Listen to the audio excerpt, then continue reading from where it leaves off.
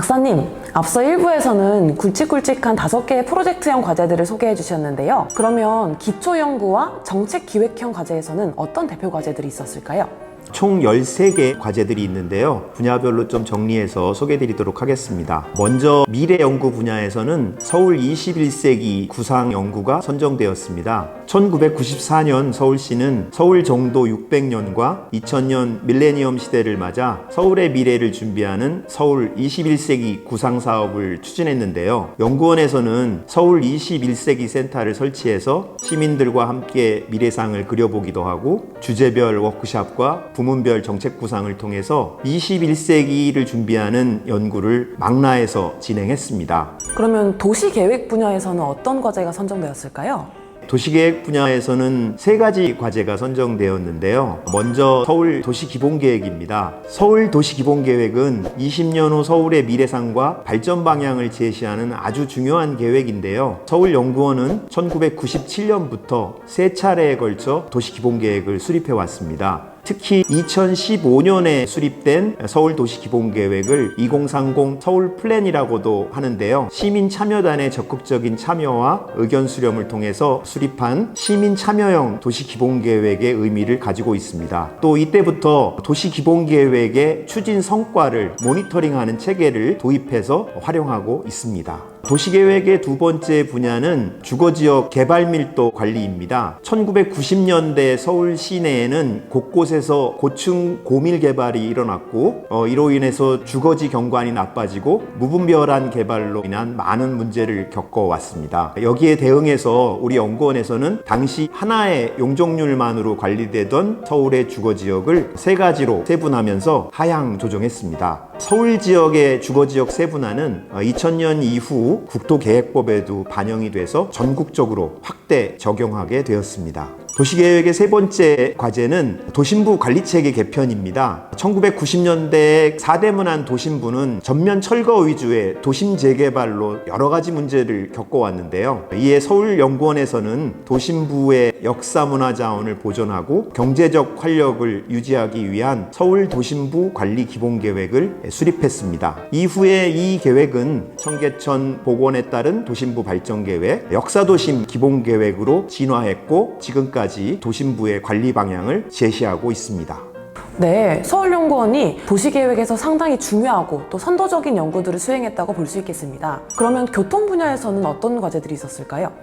교통 분야도 3가지 과제가 선정되었는데요. 우선 도심 교통 수요 관리 과제가 있습니다. 우리 연구원에서는 1990년대 중반 서울의 교통정책 기조를 수요 관리 중심으로 전환하는 데 일조했습니다. 남산터널 혼잡 통행료 징수, 교통유발 부담금 제도, 주차 상한제 도입과 같은 다양한 교통정책들을 패키지로 도입하는 데 일조했습니다. 다음은 보행도시 서울인데요. 1990년대 중반 우리 연구원에서는 보행자들의 보행권 강화를 위해 걷고 싶은 도시 연구를 수행한 바 있습니다. 그리고 2015년에는 걷는 도시 서울을 통해서 보행 환경 개선과 교통약자의 보행권 증진 같은 서울을 보행 친화 도시로 조성하기 위한 사업들을 제안했습니다. 교통 분야에서 빼놓을 수 없는 게 대중교통 체계 개편인데요. 우리 연구원은 민선 3기인 2002년에 대중교통 개편 지원 연구단을 구성해서 간선 및 지선버스 체계와 환승 시스템 도입, 버스의 준공용제 운영, 그리고 버스 중앙 전용 차로제 도입 같은 서울의 대중교통 체계를 획기적으로 개편하는 데 기여했습니다.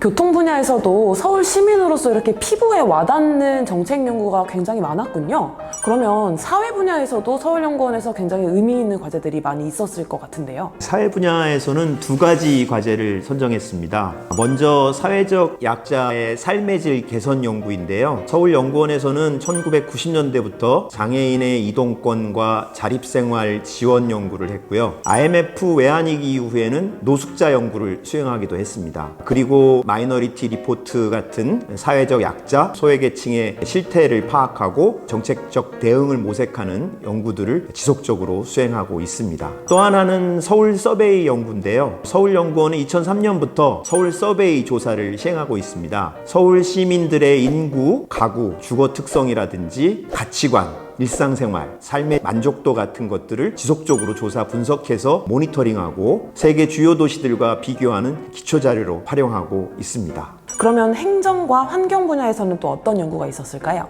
행정 분야에서는 서울시 전자정부 구축을 들 수 있습니다. 서울시 전자정부는 세계적인 모범 사례로 꼽히는데요. 우리 연구원에서는 전자정부 추진 전략과 모델을 제시해서 행정 업무의 효율화, 행정정보 관리의 체계화, 그리고 투명한 행정 운영에 기여했습니다. 그리고 환경 분야의 대표 과제로는 미세먼지 계절 관리제가 있습니다. 우리 연구원에서는 미세먼지를 저감하기 위한 다양한 연구를 수행해 왔는데요. 2019년 미세먼지 계절관리제 도입 연구를 통해서 미세먼지 발생이 많은 12월에서 3월 사이에 미세먼지 저감을 위한 정책 방안을 제안했습니다. 그러면 마지막으로 역사 문화 분야에서는 어떤 연구가 있었을까요? 역사 문화 분야에는 먼저 북촌 한옥마을 보존 연구가 있습니다. 1990년대 말 북촌 지역은 다세대 다가구가 급증하면서 지역적 특색이 사라지는 문제에 직면했었습니다. 그래서 우리 연구원과 서울시는 한옥 등록제를 도입해서 한옥을 보존하고 지역 주민들과 함께 북촌 지역의 장기 발전 방향을 제시해서 오늘에 이르고 있습니다. 마지막으로 서울 미래유산 연구입니다. 서울시하고 우리 연구원은 앞으로 100년 후 미래 세대에게 전해줄 근현대 유무형의 유산을 서울 미래유산으로 선정해서 보존하는 기반을 마련하고 있습니다. 2012년 이후 미래유산이 506건인데요. 이것은 우리가 아는 문화재가 아니라 소유자들의 자발적인 동의와 참여를 기반으로 합니다. 예를 들어서 낙원 악기상가라든지 3.15 창고극장, 오장동에 있는 함흥냉면, 그리고 서울 장수막걸리 같은 유무형의 자산이 포함됩니다. 연구원에서는 미래유산의 지속적인 조사와 발굴, 단행본 발간을 통해서 시민들이 미래유산을 향유하고 보존하는 방안을 제시하고 있습니다.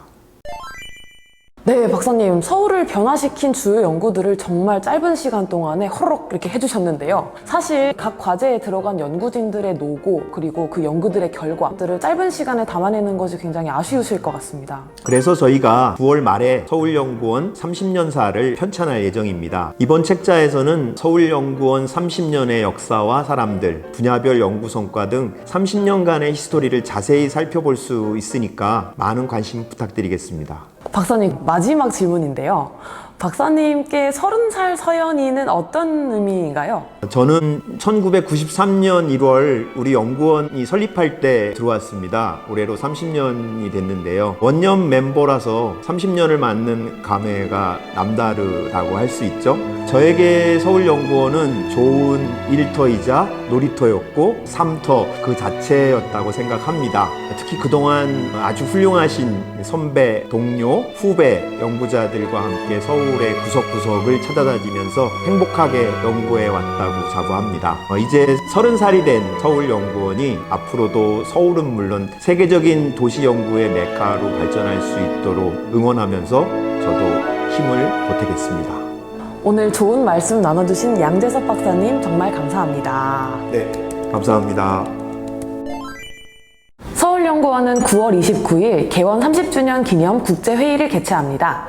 국제회의에는 2050년 서울의 미래를 주제로 다채로운 프로그램을 준비할 예정입니다. 그리고 10월 6일에는 대망의 30살 생일잔치 개원 30주년 기념식이 열립니다. 기념식에서는 비전 선포식 그리고 30년사 발간식이 예정되어 있으니 많은 관심을 부탁드리겠습니다. 자세한 내용은 서울연구원 홈페이지를 참고해 주시기를 바라겠습니다. 그럼 안녕!